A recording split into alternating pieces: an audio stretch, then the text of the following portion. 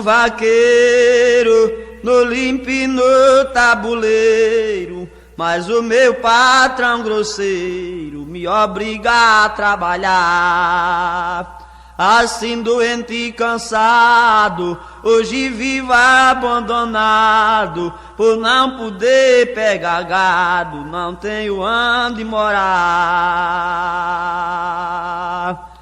Mas como o Senhor deseja, o seu vaqueiro traqueja, mas é que nesta peleja a minha luta findei. Levei queda e arregaço, quebrei perna e torei braços, costelas, mão, espinhaço, das pancadas que levei.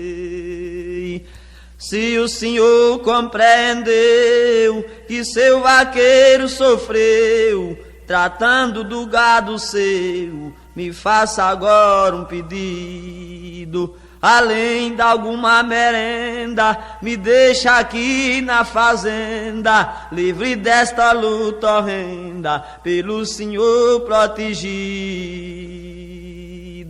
Oh, oh, oh, oh, oh,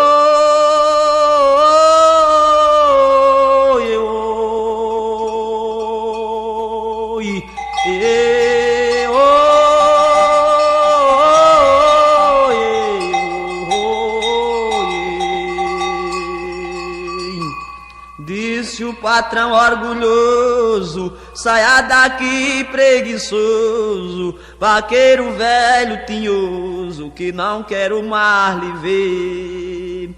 O vaqueiro pegou chorar e disse adeus Maringá, flor do prado e sabiá, mata rocha Isabelê.